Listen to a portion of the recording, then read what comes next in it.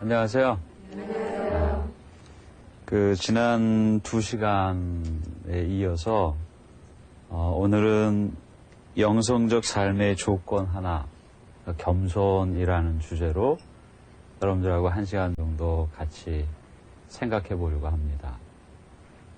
첫 시간에 그렇게 정리를 했었습니다. 신앙생활은 하나의 또 다른 어떤 일을 하는 작업을 의미하지 않고 우리 생활 자체가 하느님 때문에라는 이유로 바뀐 사람들로 사는 것, 즉 회심의 생활이라고 정리를 하고, 두 번째에서 나는 전능하신 하느님을 믿습니다 라고 말함으로써 전능하신 하느님의 놀라운 힘에 내가 의존한다고 하는 것으로서 나는 이 세상에서 겪어야 되는 많은 어려움을, 또 감당하지 않으면 안 될 두려움을 용기 있게 극복해낼 수 있다는 것으로서 이해하면서 신앙이 얼마나 복된 것인가 하는 것을 생각해 봤었습니다.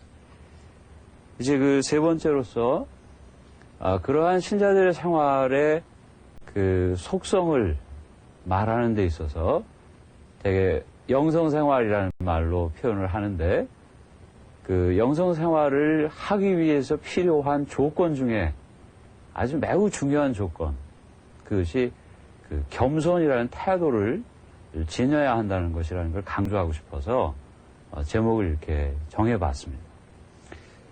그래서 우선 영성생활이라는 것에 대한 세상에 약간의 오해가 있는 듯해서 그것을 좀 정리하면서 시작을 했으면 하는 생각이 듭니다. 이런 경우들을 자주 봤어요. 영성생활을 한다 그러면 그게 마치 무슨 신선놀이 하는 것 같은 걸 말하는 줄로 오해하는 것 같아요. 그래서 즉각적인 반응은 영성생활 그런 거는 특별한 사람들이 하는 거 아니야? 이렇게 얘기를 하죠. 그래서 많은 사람들이 나하고는 좀 거리가 있는 생활 양식인 것 같이 이해를 한다 그거예요. 또는 영성생활을 어떤 우리 생활에서 어떤 특별한 부분의 것으로 이렇게 정해놓고, 영역을 정해놓고, 그것은 어떤 사람들에게 마치 독점되는 것이냐 이해하는 경우가 많다. 그러니까 한마디로 영성이라는 말은 이렇게 섣불리 하면 별로 좋을 일이 없는 그런 단어로 이해하는 경우가 많은 듯해요. 또 다른 예로 제가 병원에서도 일을 해봤고 또 학교에서도 일을 해봤는데 우리가 인간의 언어라는 게 그렇지 않습니까? 그 언어가 갖고 있는 한계가 바로 거기서 드러나는데, 학교에서도 이제 바로 이 영성생활의 중요성을 가르치기 위해서 소위 영성 지도 신부들이 학교의 생활 지도를 맡은 신부들과 구별돼 있어요. 그런데 좀 재미있는 그런 느낌을 받았던 건 뭐냐면, 이 영성 지도를 맡은 사람들에 대한 이 생활 지도를 하는 분들의 태도가 어떤 때 그렇게 별로 곱지 않아 보이더라. 왜냐하면 그렇게 우리가 일종의 카테고라이즈를 한 거죠. 구별을 해서 나누어 놓았단 말이에요. 그러고 보니까 우리 생각으로 개념을 정해서 나누어 놓은 탓에 마치 그건 그 사람들의 몫이고 자신들의 것은 그거하고 상관없는 일 쪽으로 몰려난 기분을 느끼는 거 아닌가 하는 생각이 들 그런 현상들이 가끔씩 보이더라 하는 거죠. 또 병원에서도 그런 일이 있었습니다. 병원에도 보면 신부들이 파견이 돼서 일을 하고 있는데, 거기 보면 행정 파트에서 일을 하고 있는 신부님들이 있고 또 원목실을 중심으로 일하는 신부님들이 있습니다. 근데 그 사이에서도 그와 비슷한 그런 현상들이 드러난다는 것이죠. 근데 제가 그런 것들을 지내면서 체험하고 또 이것은 그렇게 이해해서는 안 되겠구나 생각이 되어서 제 나름대로 구별을 짓는 방법을 좀 바꿔야 되겠다는 생각을 하게 됐었습니다. 그래서 정리를 해보건대 결론적으로 말하면 영성생활이라고 하면 그것을 한마디로 특징을 집어 말하자면 그 말이 겨냥하고 있듯이 성령께 이끌리는 생활을 영성생활이라고 한다고 정의하는 것이 그 현상들을 해결하는 좋은 정의가 아닐까 하는 생각을 하는 것이죠.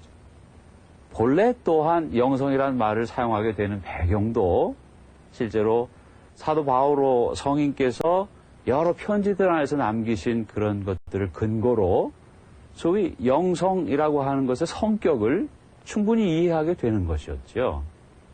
그러니까 그런 뜻에서 새롭게 이러한 우리들의 구체적인 생활을 재어보자면 결국은 병원에서 생활 지도를 하는 분들도 영성 생활로서 생활 지도라는 것을 하고 있는 것이죠. 또 특별히 그 사람의 양심의 문제를 도와주고 있는 영성 지도 신부님들도 영성 생활의 한 부분으로서 그 일을 하시는 거죠. 또 병원에서 행정이라는 일을 해서 병원을 운영하는 책임을 맡은 일을 하는 신부님들도 결국은 영성 생활의 한 부분으로서 그 일을 하고 있는 것이죠. 또 원목 활동이라는 것으로서 그것도 영성 생활로서 그 원목 활동이라는 것을 하고 있는 것이라고 보아야 옳겠다는 것이죠. 그런 뜻에서라면 우리 신자들 모두는 각각 다 하느님에게서부터 불리운 양식대로 성령께서 우리를 이끌어 가시는 그것에 순응하여 산다면 그것이 영성생활이고 그것은 여러 가지 형태로 나타날 수 있고 여러 가지 형태로 열매를 맺게 될 것이다 하는 것입니다. 그래서 그런 전체적인 틀 안에서 우리가 그 영성생활이라고 하는 것이 그야말로 우리가 원하는 대로 또 하나님께서 우리를 통하여 이루어내고자 하시는 대로 이루어지도록 되어지는 삶을 어떻게 효과적으로 살아갈 수 있겠는가? 인간이 노력할 수 있는 부분이 무엇인가를 생각해 보면 그것은 다름 아니라 겸손이라는 태도를 훈련해서 만들어내는 것. 그것으로서 보다 효과적인 영성생활을 해나갈 수 있게 되는 것 같다는 것을 여러분들하고 오늘 이야기를 하려고 하는 것입니다.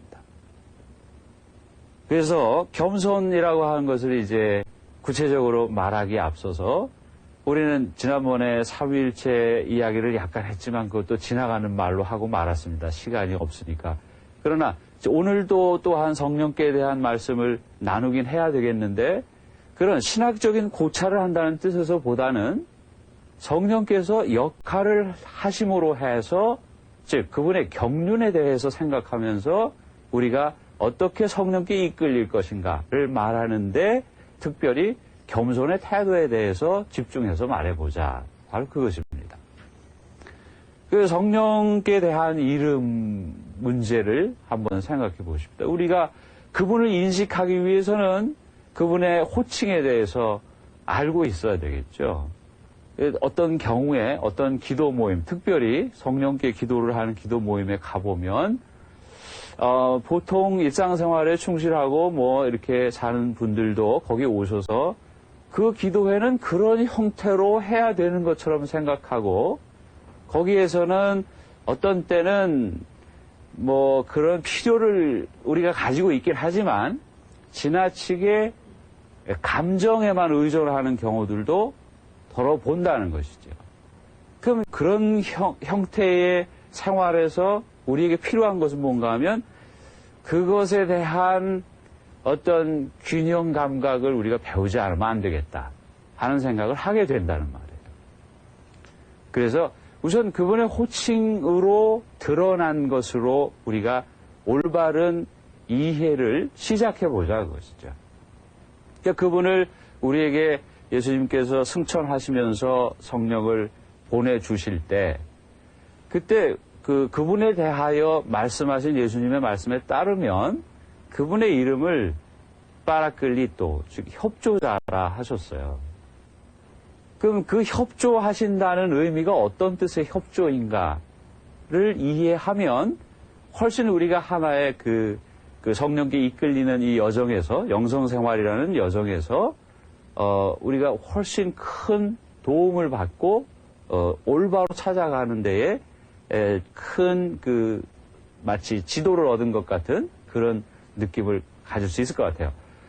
그 협조하신다. 협조하신다는 것이 어떤 뜻인가? 거기에 다른 표현들을 살펴보면 변호자라는 의미를 담고 있습니다. 그러면 그분이 협조하신다고 하는 것은 우리를 위해서 변호해 주신다. 그런 뜻이에요.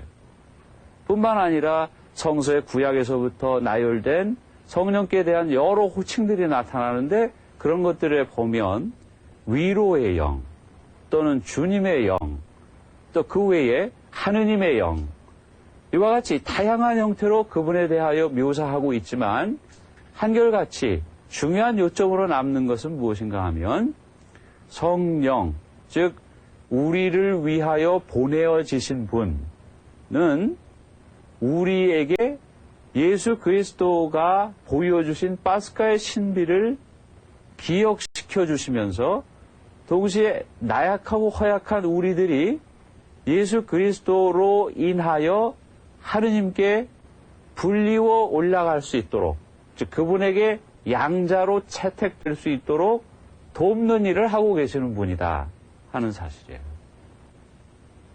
그래서 우리는 끊임없이 우리가 나약함에도 불구하고 위로를 받고 거기에서 그분께서 이끌어 주시는 것으로 우리의 한계를 끊임없이 뛰어넘어가는 것이죠.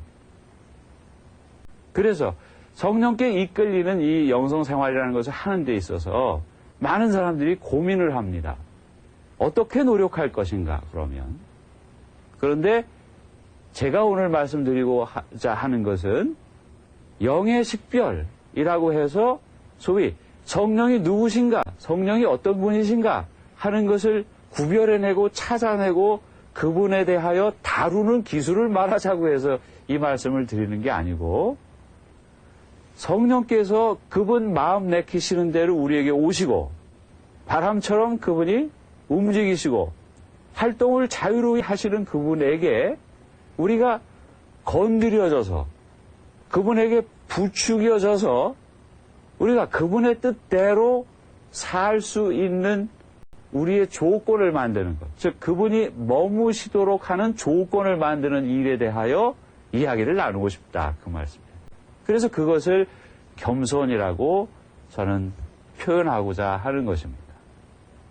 그 겸손이란 말의 그 어원을 찾아보면요, 이 땅이라는 것과 상관이 있습니다. 라틴 말의 그 humus라는 땅을 표현하는 단어의 변형이죠. 그래서 humilis. 그러니까 어떤 뜻인가 하면 이렇게 밑으로 낮추다 이런 뜻입니다. 겸손이라는 말이. 그래서 사람 사이에서 말하자면 그 상대방의 눈 높이 아래로 낮추다 이런 말이죠. 눈 높이 아래로 낮추다. 그러므로 해서 결국 어떻게 됩니까? 나는 낮아지는데 상대방은 높아지는 거죠. 겸손은 이런 역동성을 가지고 있는 거예요. 우리가 낮아진다는 것의 의미는 그러므로 인하여 하느님이 더 빛나신다, 그 말이죠. 그러니까 무엇인가를 수행하는 데 있어서도 내 뜻이 낮아지고 그분의 뜻이 커져서 그분의 뜻이 이루어지시도록 한다, 그 말이죠. 그래서 이러한 성격의 것을 소위 신학자들이 단어를 만들어서 표현하기를 신학적 수동형의 태도라고 말했던 것입니다. 우리는 수동태다 그러면 조금 부정적으로 생각해요. 소극적이고 뭐 그렇게 되어져야 되고 뭐 그러냐. 내가 하면 됐지 뭘 되어지느냐. 이게 주관이 없는 사람이다. 이런 말을 잘 해요. 그런데 실제로 주관적으로 자기 능력으로 무엇인가를 강력하게 추진할 수 있는 게 매력적이긴 한데 가만히 생각해 보면 그게 너무나 한계가 분명하다 그 말이에요. 결국은 그 사람이 갖고 있는 능력이 전부라는 소리 아니에요? 그거 이외에는 더 끄집어낼 게 없잖아요. 그 사람이 하고 있는 수행하는 것에 엔진처럼 작용하는 힘이 그것이 그 사람이 갖고 있는 것이 전부라니까 어차피 그것은 어떤 형태로든 정해져 버린 것이라 그 말이에요. 바로 이 한계를 뛰어넘게 되는 힘은 하느님께 이끌리는 힘이다.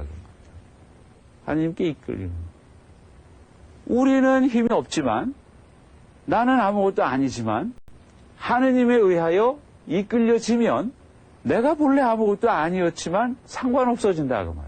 왜냐하면 그분의 힘이 전능하신 힘이 나에게서부터 표현되도록 나를 도구로 사용하신다. 그러니까 그 사람 이상의 능력을 얼마든지 발휘하게 되는 것이죠. 그러니까 영성생활의 매력은 바로 여기 있는 거예요. 그러니까 이와 같이 그 낮아진다. 이것을 보다 더 우리가 만들어내기 위해서 그 태도, 인간의 태도라고 하는 것은 우리가 전적으로 다스리는 거잖아요. 남이 대신해 주는 게 아니잖아요. 그러니까 우리가 복음 삼덕이라고 하는 그 신망의 삼덕에 도달하기 위해서 필요한 도구가 있다면 겸손이라는 태도가 도구가 된다 그 말이에요. 이 도구를 가지고 보다 완전한 복음 삼덕에 도달하고자 특별히 노력하는 사람들, 그 사람들이 수도자들이에요. 그들이 존재하고 있고 그들이 그렇게 끊임없이 노력하고 있는 거예요. 그들이 결국 인간적으로 노력한다는 것이 있다면 노력할 수 있는 그 영역은 성령을 움직이는 기술을 배워서 되는 게 아니고 자기를 훈련해서 겸손하게 만드는 노력을 통하여 그 도구가 잘 갖추어지면 성령께서 그를 언제든지 건드리신다 이거예요.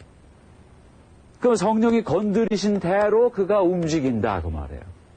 그렇게 되니까 그가 보다 완전한 복음 삼덕의 덕목에 도달하게끔 된다 그 말이죠. 그래서 겸손에 대한 내용을 보다 분명하게 인식하기 위해서 우리가 무엇인가를 보다 분명히 인식하기 위해서는 그것과 다른 것을 비교해 볼 필요가 있잖아요.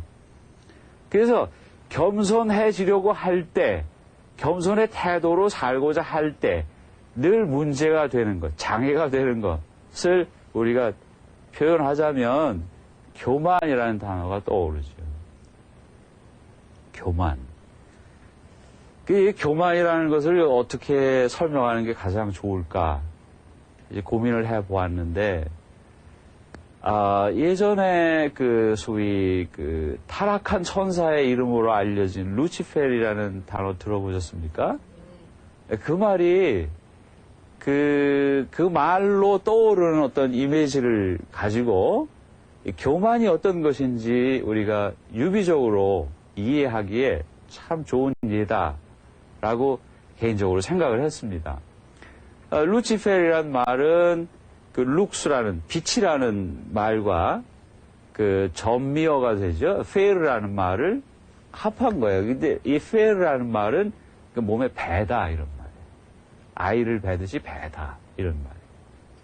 그러니까 빛을 배었다는 것이죠.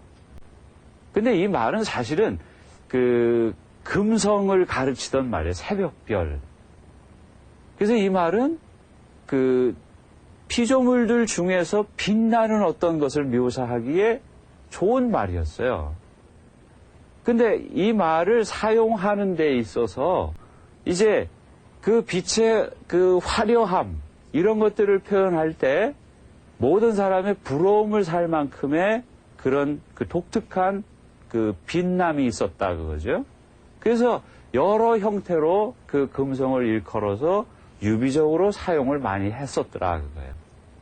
그래서 어떤 때는 대사제 이름으로 사용하기도 하고 바빌로니아 왕을 지칭할 때도 사용하고 그리고 영광의 빛이라는 단어로도 그것을 해석하기도 하고 이렇게 했었는데 라틴말 번역에서 예로니모 성인께서 히브리 단어 중에 이 단어의 근원이 되는 단어를 사용한 이사야서의 예언서의 한 부분을 표현하는 구절에 적용한 예를 가지고 예로니모 성인이 그 전통을 따라서 그것의 이름을 사용하시기를 타락한 천사에게 그 말을 적용하시게 되는데, 그 히브리 성서 번역본이라고 하는 시리아 번역본이라고 하는 부분과 거기 묘사된 내용을 보면 비통해하다는 뜻으로 그 동사를 번역해내면서 그 단어를 같이 사용하더라 그거죠.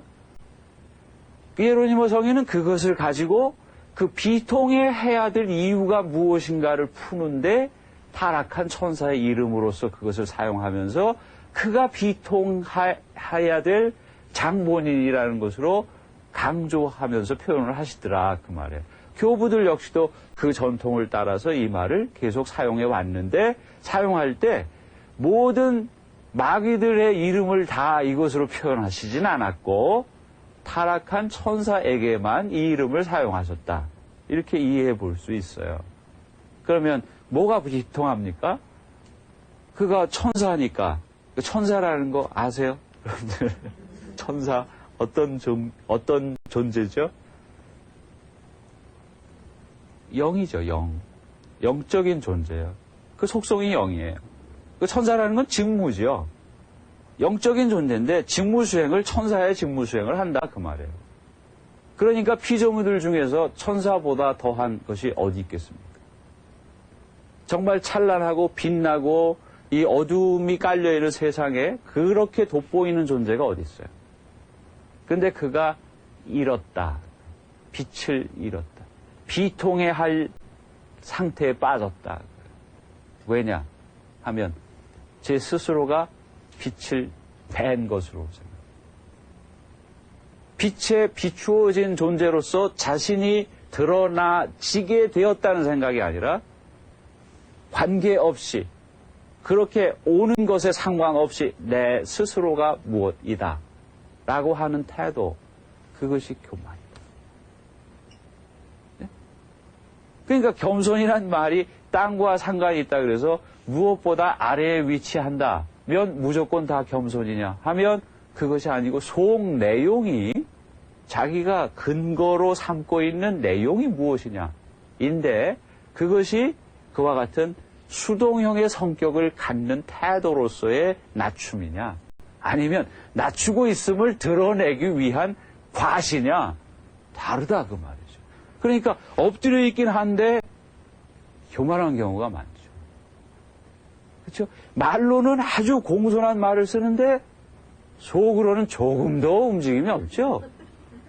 네? 그건 가짜라 그거예요. 무엇과 같으냐면 이 루치펠로 표현된 타락한 천사의 속성과 같다 그 말이에요. 또 다른 예로 말하면 같은 인물 안에서도, 똑같은 인물 안에서도, 타락한 천사의 경우뿐만 아니라 똑같은 한 인물 안에서도 겸손과 교만이 교차할 수 있다. 어떻게 그런가 한 예를 세례자 요한이 죽는 대목을 전하는 대목에서 잘 그려내고 있어요. 그 복음의 2분의 1 정도 되는 부분은 뭐라고 쓰고 있냐면 문장들의 주어가 헤로데는 이렇게 쓰고 있어요. 헤로데는 요한을 감옥에 가두었다. 왜냐하면 요한이 자기가 자기 동생의 처와 산다고 나무랐기 때문에 가두게 되었는데, 그래도 요한이 언제나 올바른 소리, 하느님의 목소리를 전하기 때문에 그는 양심으로는 그것을 들었다 그 말이에요. 이 말을 할 때는요, 헤로데는 이렇게 썼어요. 그런데 뒷부분에 가니까 그 헤로디아의 딸이 나와서 생일날이라고 해서 춤을 추니까 그에 상응한 상을 주겠다고 하고 무엇이든지 들어주겠다고 하면서 허풍을 떨어요. 그럴 때는 주어를 뭘로 바꿔서 썼냐면 왕은 이렇게 썼어요. 왕은 그랬다. 근데 그렇게 청하는 것이 너무나 곤욕스러운 것인 줄 알고 고민을 하지만 사람들 앞에서 호언장담을 한 것이기 때문에 자기 체면 때문에라도 거절할 수가 없어서 그렇게 하라고 했는데 그렇게 할 때 그가 누구로 표현되느냐면 헤로데는 이렇게 안 하고 왕은 이렇게 표현하더라. 똑같은 사람인데 어떻게 그럴 수 있는가? 그러니까 이것을 무엇인가를 이렇게 주머니에 넣고 있는 상태의 것으로서의 무엇이 아니죠. 겸손이나 교만이 아니죠. 그것은 민감하게 반응하고 있는 어떤 마음의 상태, 태도를 의미한다 그 말이에요. 그러니까 교만이라고 하는 것은 거짓을 바탕으로 하는 거예요. 교만이라는 것은. 그것은 원죄의 이야기에서 얘기했듯이 선악과, 즉 그걸 따먹음으로 해서 알긴 아는데 선과 악에 대한 하느님처럼 아는 지식을 갖는 게 아니라 자기식으로 아는 지식을 가짐으로 오판하는 존재로 추락하는 것. 그러니까 교만은 그것의 똑같은 형태로 드러나고 있다 그 말이에요. 태도가. 그러니까 자기가 주도하고자 한다. 근데 자기가 누구인 것으로 포장하고 나타나죠. 타이틀에. 왕이다. 그럼 왕이면 어때야 되는데? 왕이면 어때야 되는 건데 자기가 왕이니까 그럴 수밖에 없다. 오히려 왕이면 자기가 부리는 거 아니에요. 자기가 다스리는 거 아니에요. 오히려 왕이 더 자유로워야죠. 그런데 헤로데는 이렇게 말했을 때보다도 왜 더 부자유스러워졌느냐? 잘못 알았다. 이거예요. 왕이면 그래야 된다고 생각한다. 그거예요. 예? 천사 중에 으뜸이었으면 자기가 빛 자체여야 되나요? 아니에요. 아니에요. 언제나 자기 자리가 어딘지 알고 그 자리로 되돌아갈 수 있는 태도, 감각을 갖고 있는 그것이 겸손이라고 이해해야 될 내용이다. 그렇죠. 그런데 그 겸손에서 가장 완전한 모델을 우리에게 제시해 주신 분은 역시 그리스도이시죠. 그리스도가 하신 것을 보십시오. 그리스도가 하신 것은 겟세마니에서 기도하셨듯이 그렇게 하시잖아요. 얼마나 괴로우셨으면 3번이나 똑같은 기도를 반복을 하십니까?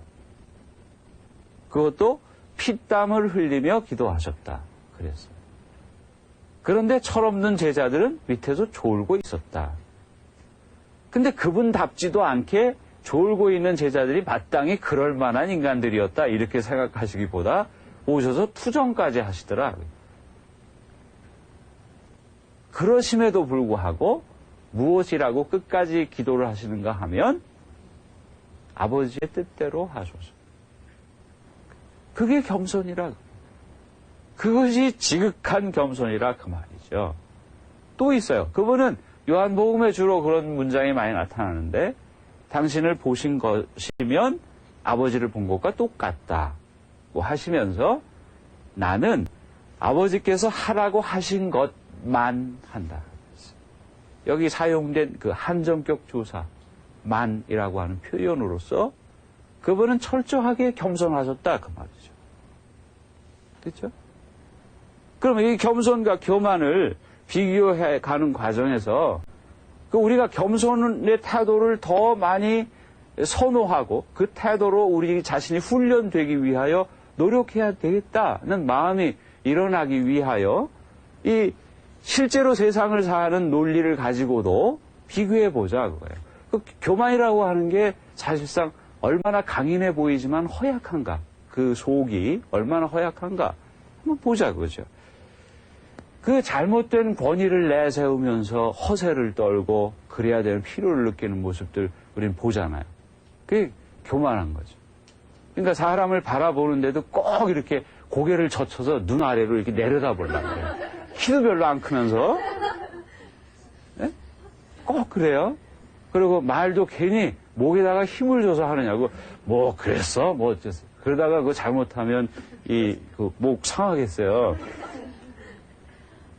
축농증이 걸리든가, 아무튼. 그런 모습. 이런 것과 달리 예수님께서 보여주신 권위는 정말 신선한 충격이었어요, 사람들에게. 예수님이 무게 잡고 목에 힘 주시고 당신이 어느 대학에서 무슨 박사학위를 받았다고 얘기하신 적도 없는데 회당에서 가르치실 때 이사야 예언서를 펼쳐서 읽으시고 덮자 사람들이 바라볼 때 말씀하시지요. 이 말씀이 지금 들은 이 자리에서 이루어졌다. 그때 사람들이 그렇게 말씀하신 것에 대해서 탄복했다. 탄복했어요. 그럼 그때 탄복하도록 만든 예수님에게서부터 발산된 권위는 뭐냐? 그것의 근거는 뭐냐? 이 그분의 지극한 겸손에서부터 나타난 실행력에 있다. 실행력. 그 이사야 예언서의 대목은 결국은 고난받는 메시아의 내용을 적은 내용이었거든요. 근데 그 고난받는 삶의 형태에 당신 자신을 몰입하고 그 삶의 양식에 자기를 투신하신 거예요. 그렇게 하시면서 말씀하시니까 사람들에게는 충격이죠. 정말 새롭다. 정말 탐복스럽다. 그 말씀에 힘이 있다. 근데 그게 아니고 아는 척하는 사람들, 학자연하는 사람들, 바리사이파 사람들, 율법학자들, 이 사람들이 많은 것을 주워 섬기긴 했는데 거기에 자기 자신을 투신하는 겸손이 없더라. 겸손한 태도가 아니니까 그 말씀에 자기를 묻어서 그렇게 이끄실 때 되어지도록 자기를 내어던지지 않는다 이거예요. 그러니까 그건 공허한 말이죠. 그건 그렇게 허약하다고요. 그건 정말 바람 같은 거예요. 아무것도 아니에요. 그가 지탱하고 있는 것이 사라지면 함께 사라져버릴 것들이라 그 말이에요. 그러나 예수님께서 완성해서 보여주셨던 그 권위, 즉 겸손을 바탕으로 나타난 그 참된 권위, 그것은 구체적인 실행력을 갖고 있다. 안 되는 게 없는 것처럼 나타나는 구체적인 열매를 맺는 힘이라 그래요. 이것이 영성생활의 가장 중요한 조건이 되는 겸손이라는 태도로서 드러나는 그 강력한 힘이 바로 거기 있다 그 말이죠. 그것을 입증하는 예는 너무나 많아요. 소년 다윗의 얘기 아시죠? 그가 골리앗 장수를 만나서 싸워요. 근데 성서에서 표현하기를 소년 다윗을 뭐라고 그랬냐면 그 볼이 불구스름한 아이 이렇게 말했어요. 그렇죠? 어린애다 그 말 아니에요. 어린애다. 근데 그 어린애가 입고 있는 옷이 뭐예요? 목동들이 입고 있는 가죽으로 띈, 허리를 띈 가죽으로 된 옷. 거기에다가 뭘 들고 나갑니까? 돌팔매질을 하는 그 돌과 줄을 갖고 나간 거예요. 근데 이 돌팔매질 할 때 사용하는 도구라는 거, 이거는 그 살상용이 아니죠. 이거는 양을 지키는데 다른 짐승이 덮쳐들 때 쫓아내려고 사용하는 도구예요. 근데 그와 상대적으로 골리앗은 어떤 모양이에요? 키가 얼마예요? 거기다가 그가 무장을 한 거는 갑옷에, 방패에, 칼에, 아이고, 이건 눈으로 보기엔 비교할 수 없는 상태죠. 그렇게 힘있어 보이고 그렇게 엄청난 모습으로 나타났고 이렇게까지 다윗은 어린아이로 나타나, 나약하게 나타나. 그런데 결과가 어땠어요? 던진 돌이 명치에 맞고 쓰러졌다. 그걸로 묘사해 보여주고 싶은 게 뭐겠습니까? 하느님의 힘. 하느님의 힘. 세상에 힘 있어 보이는 것과 비교가 될 수 없는 하느님의 힘. 그 전능하신 하느님의 힘이 나타나시는데, 구체적으로 나타나시는데, 지금도 그렇게 일하고 계신데, 그렇게 일하시기 위해선 그 비교에서 나타나듯이 어린아이가 된다. 그 말이에요. 제 스스로 힘쓰는 사람이 아니라야 된다. 그게 겸손의 태도가. 그렇죠? 그런 얘기를 들을 때 저는 신이 나요. 저는 신이 나요.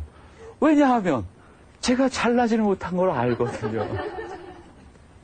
네? 언제나 꼴찌고 언제나 뒤처지는 것 같고, 네? 정말 나약한 존재라는 사실을 알고 있고 무력하잖아요. 정말 우울해질 만큼 무력한 존재라는 사실을 알고 있단 말이에요. 그런데 이 말씀을 들을 때 기운이 나는 거죠. 속에서부터 기운이 나는 거예요. 그래, 해볼만하다 그거예요. 해볼만하다. 비록 눈으로 보기에는 저런 엄청난 지금 소위 자본주의 사회니까 모든 게 돈이 다 휩쓸어 버리잖아요. 돈이 다 휩쓸어 버려요.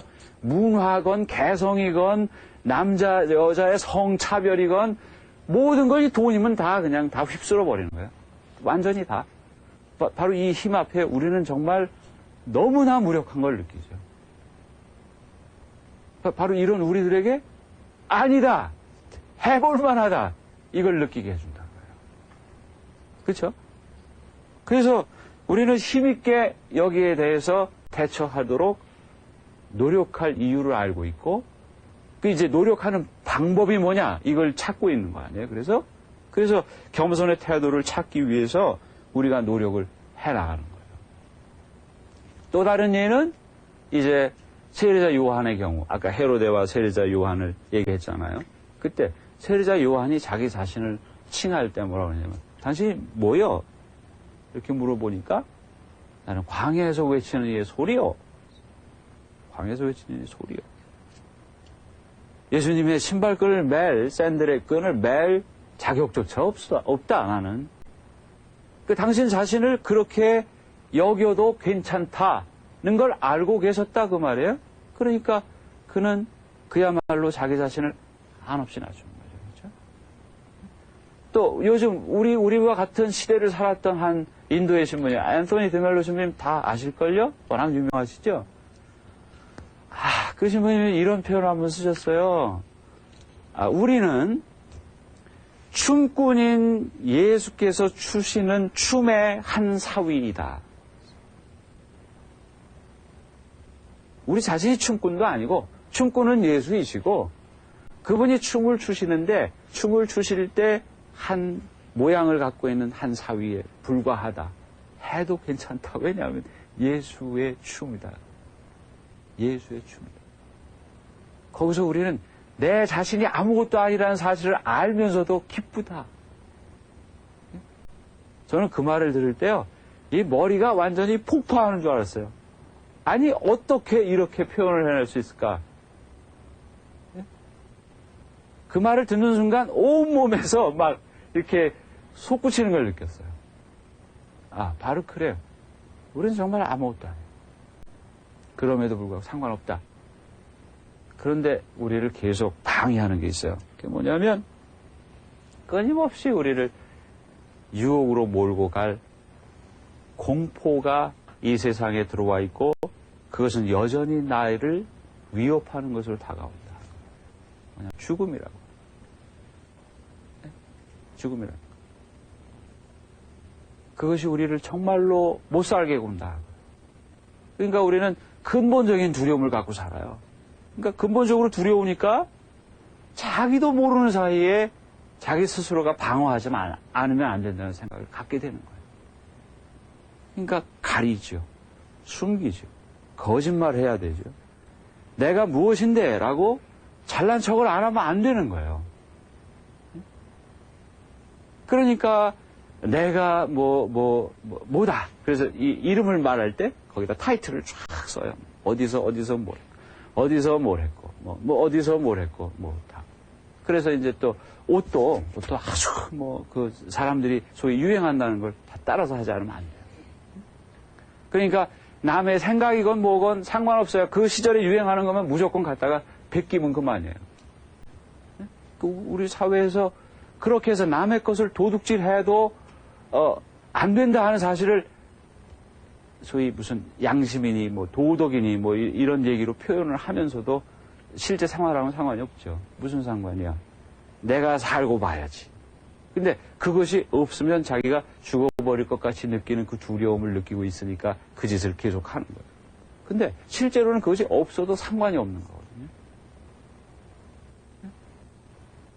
바로 여기서 그러한 유혹 속에 언제든지 씨름을 할 수밖에 없는 우리들. 아직 다 그분에 대한 맛을, 좋은 맛을 봤으면서도 그렇게까지 겸손을 닦기 위해서 내 자신이 낮아지고 하는 것을 기꺼이 수용하지 못하는 바로 우리들의 그 문제를 해결하고 이 문제에 대한 보다 큰 확신을 얻게 해주시는 것이 십자가입니다. 어떤 것이 유혹이며 그것에 빠지면 우리가 교만의 태도로서 그 유혹에 함몰돼 버린다. 그런데 그것을 구별해낼 수 있게 도와주는 하나의 표지가 있다면 그것이 십자가라는 거죠. 왜냐하면 십자가는 교만한 자는 절대로 십자가를 짊어질 수가 없어요. 왜냐하면 교만한 자가 좋아할 부분이 십자가에는 존재하지 않아요. 십자가의 원리야말로 소위 말해서 파스카의 신비로 표현된 그 십자가의 원리야말로 그것은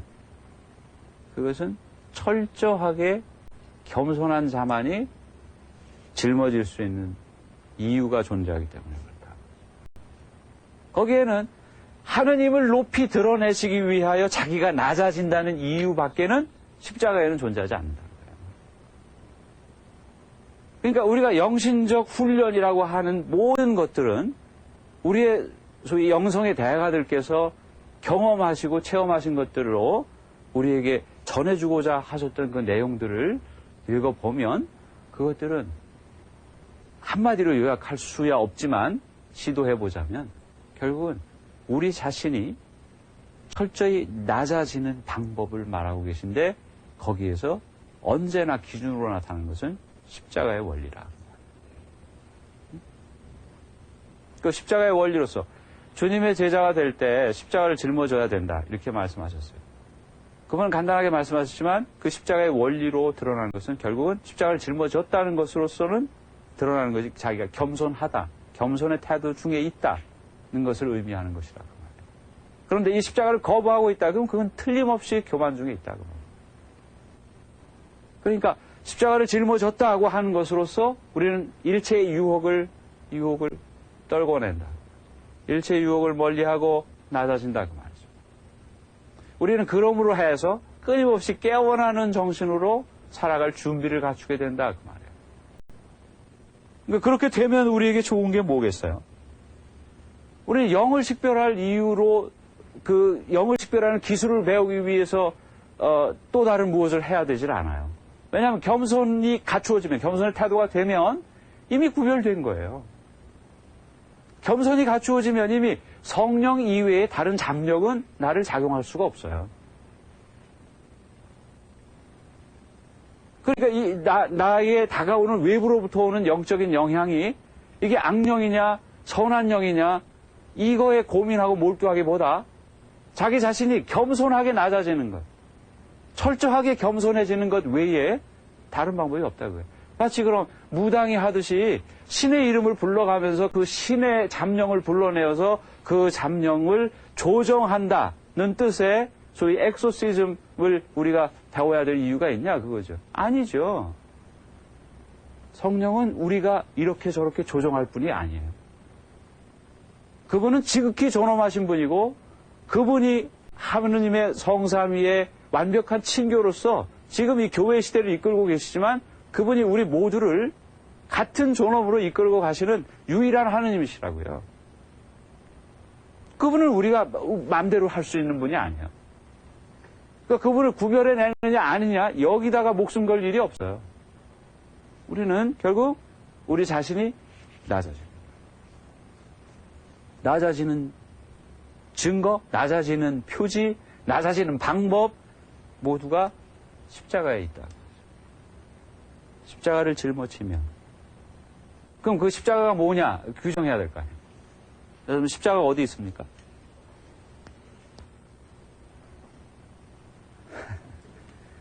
여러분들의 현실이에요. 여러분들의 현실. 여러분들의 현실. 여러분들의 현실적 요구로 다가와서 여러분 자신이 죽고 그 죽은 대가로 남을 살려야 된다고 다가오는 요구. 그것들이 십자가예요. 그 요구에 대하여 내가 죽자. 내가 이것이 내 십자가니까 내가 수용한다. 라고 하면 여러분 겸손의 태도를 갖추신 거예요. 그러면 성령께 건드려질 준비가 된 거예요. 예? 그러면 성령께 건드려질 준비가 된 거예요. 그러면 그는 성령에 의하여 춤추기 시작합니다. 그러면 그는 성령에 의하여 이제 열매 맺는 사람이 돼버린다. 그래서 일야시오 성인은 그것을 영의 식별의 문제로 해서 선택이라는 과정을 끌고 가셨고, 십자가의 성 요한께서는 소위 어둠 밤의 체험으로 정화라는 의미로 끌고 가신 거예요. 그 다음엔 이끌려가죠. 그러니까 이제는 모두가 영성가예요. 그가 영성신학자라도 바로 이 겸손을 갖고 있지 않으면 그는 영성가일 수 없어요. 신학이라는 인간의 행위자일 뿐이지 영성가는 아니죠. 그러나 우리가 주방에서 밥을 짓고 있어도 영성가일 수 있어요. 왜냐하면 그 일을 하는 행위가 내 십자가를 짊어지는 행위고 성령이 나를 건드리신 행위면 나는 영성가라 그 말이에요. 관상도 영성의 한 활동일 뿐이고 구체적인 자선사업도 영성의 한 활동일 뿐이라 그 말이에요. 이걸 결론 삼아서 이제 여러분들이 수녀가 못 되신 걸 원망하지 마십시오. 이제 그렇게 해서 소신 있게 힘 있게 사십시오. 다음 시간에 뵙겠습니다. 영광석으로 끝내죠. 영광이 성부와 성자와 성령께 성부와 성자와 성령의 이름으로 아멘.